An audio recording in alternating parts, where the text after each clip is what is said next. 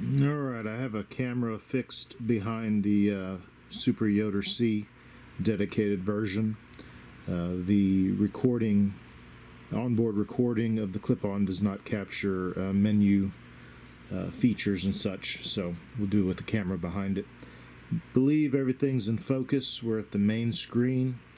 There's a limited information HUD at the bottom that shows you the color palette that is currently in use, black hot, along with brightness settings for the screen. So that would be a 1 on the brightness. Lowest brightness because this camera blooms if you put it higher. You'll see that here shortly. G1 designates the profile. There's different profiles you can set up based on this clip-on being used in different rifle configurations. And then a battery indicator on the right. So first we'll start with what we call the easy menu, which is one quick press of the top middle button that is marked M. So clicking on that brings up your brightness, at which point the forward and backward buttons will operate the different menu selections. So right there we're at top brightness level 4. For the remainder, we'll leave it at brightness level 1 so that you can see what's going on. Another quick press of the menu key goes color palette. You'll see in the lower left it changes to R for red hot, C for like a color rainbow, W for white hot, and B for black hot. And one more press of the menu key returns you back to the main screen. So in clip-on mode, your quick menu, easy menu, only has 2 features, brightness and color palette. Now pressing and holding the menu key, top middle button, will bring up the long menu. Same thing, your forward and rear top buttons will go up and down. You select menu to enter any one of these features. But from the top we have clear view, which is an enhanced visuals, usually for high humidity. So if you just you're playing with settings and you want to see what the clear view feature offers you, it could offer a little better detail and depth in the image depending on the environmental situation. You'll see I've activated it, and down next to the profile on the main screen it tells you it's active with an icon. You have Wi-Fi. You have a Wi-Fi here. You can Wi-Fi to the Bering app, and you can manage your stored content as well as initiate recordings and review content that's on the scope through Wi-Fi. Passwords 1, 2, 3, 4, 5, 6, 7, 8. There's a Bluetooth function. There is a optional remote available. You could Bluetooth to that remote and operate some of the features without actually touching the buttons. You have video out if you want to stream the video content to an external video recorder system for any reason. You're able to do so with that feature. Calibration is currently set to automatic. You can do a shutterless, which would require you to cover the front lens in a background or silent type feature, but automatic seems to be the default and preferred. What do we have here?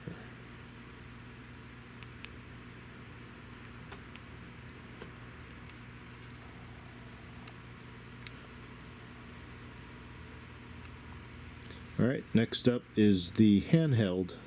We'll get to this last. I'm going to skip it for now, but the hand indicates putting the clip-on into handheld mode as opposed to clip-on mode, so we'll do that last. Last on the first screen of the long menu is the profile selections.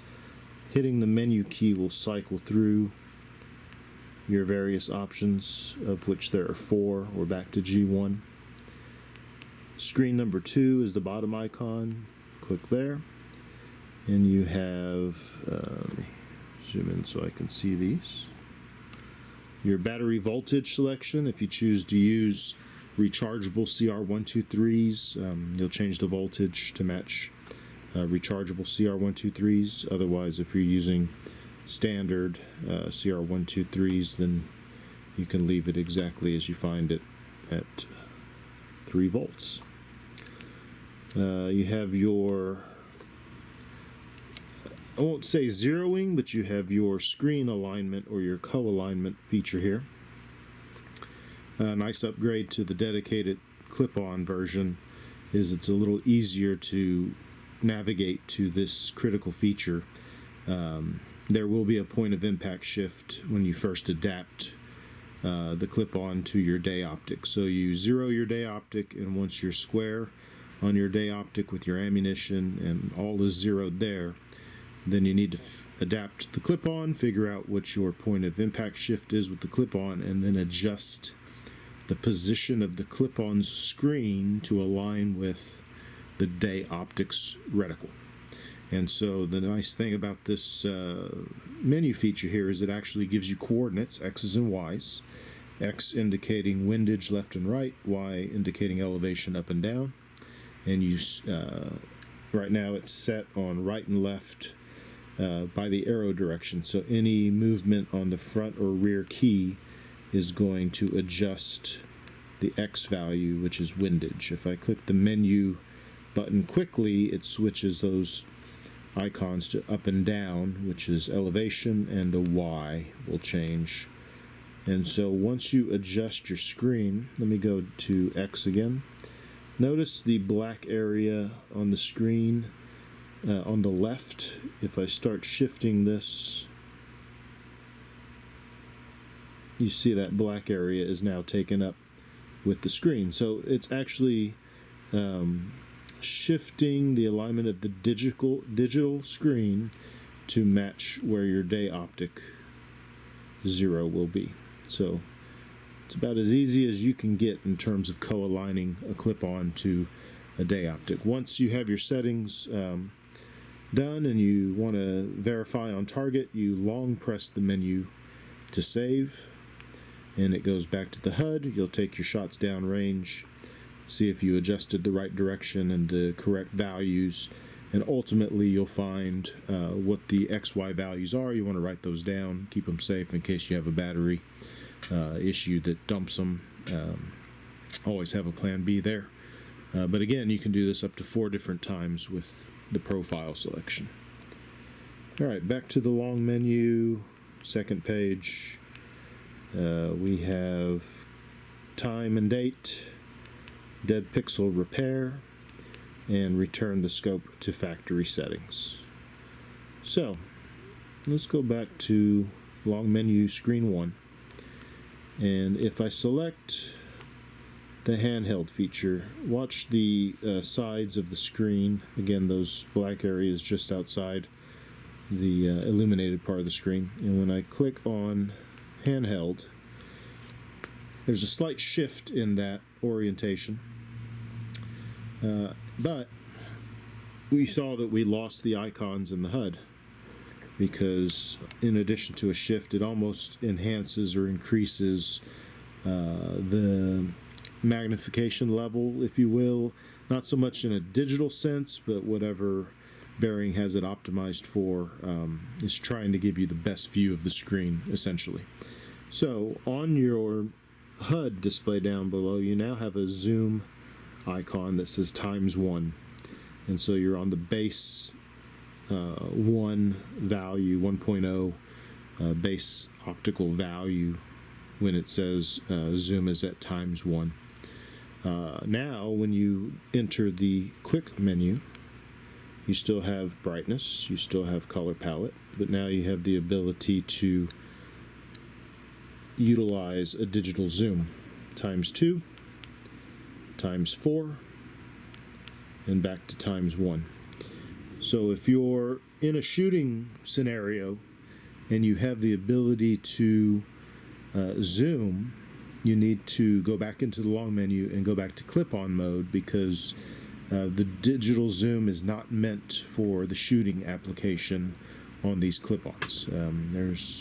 It isn't designed to function in that way. So a key point there is, if you've been in the menu system or been using the clip-on as a handheld and you forget to go into clip-on mode, your quick check is, oh, I have zoom available to me on the HUD down below. I need to go back into clip-on mode. Quick press, long press of the menu key, and you'll see that our long menu is also changed. There's no longer a second page. Everything's available on the front, so it reduces the amount of features based on what is available in clip-on mode. Gone is that screen zeroing or screen adjustment feature, and so those are the two tells that this feature right here is active. If you want to go back to clip-on mode, you simply deselect the hand and you're back into base clip-on operations. So there is a quick and dirty on the menu of the Super Yoter dedicated clip-on. I think this is the best yet from Bering on the clip-ons. We're going to be taking this to the range with Carpe Sus at a later date and adapting it to one of his Grendels, and we'll probably record the zeroing to the day optic, the co-alignment, that process, and then we'll bring you some onboard recorded video of downing hogs and coyotes and other North Texas pests and vermin. So stay tuned. Appreciate you tuning in. Have a good day.